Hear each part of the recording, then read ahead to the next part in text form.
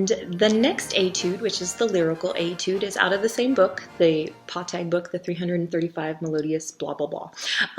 But this one is on page 31. It's number 24, and it's entitled Adagio. The tempo marking is quarter note equals 72 to 80. I like to think of it a little bit on the slower side of that tempo window, just so that you have more room to be musical and emotive and give some rubato to give it a little bit more of that shimmer and shine that we like for those lyrical etudes. There is also a cut on this one. You'll play from the beginning, but you'll stop at the end of measure 44 on the B natural half note, half rest. The rest of that, where it kind of recaps, that's cut, so you don't have to worry about that.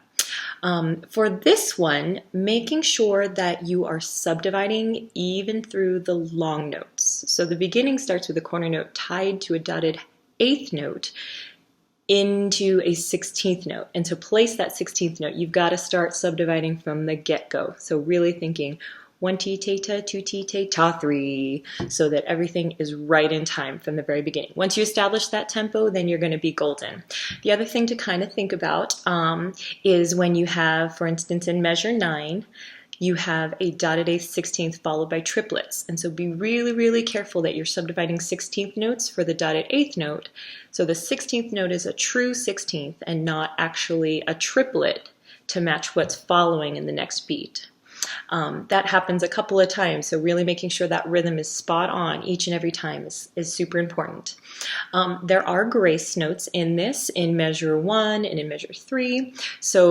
And later on towards the end of the cut in measure 38, 39, and 40. So if you are uncomfortable with adding those right away, just play the big notes. Don't worry about that. But when we get to adding in the grace notes, try and make them closer to beat 4 than anything else. We don't want them to sound too slow or that they're actually 16th notes written in the rhythm. We do want them to sound like grace notes. So keep that in mind.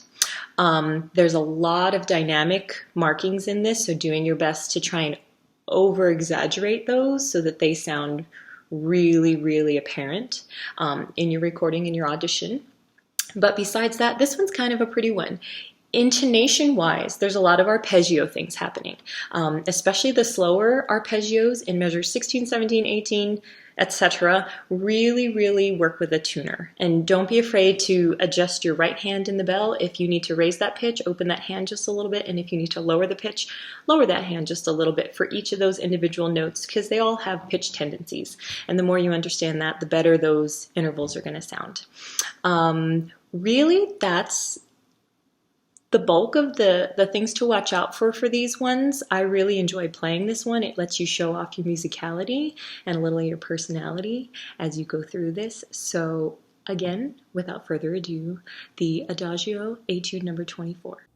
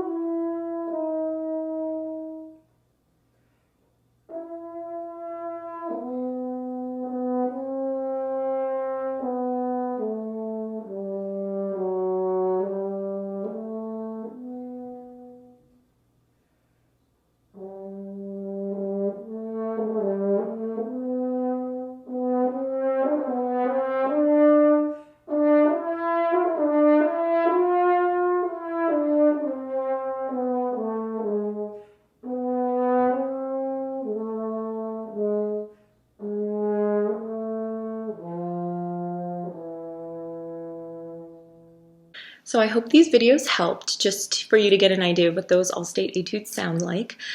Again, do not neglect your scales and do not neglect your sight reading. And the only way to get better at sight reading is by sight reading. And so if you have any books or things that you haven't played everything out of, just open a random page and just try and start processing it. Really, it's just about the thought process that you go through before you actually play it.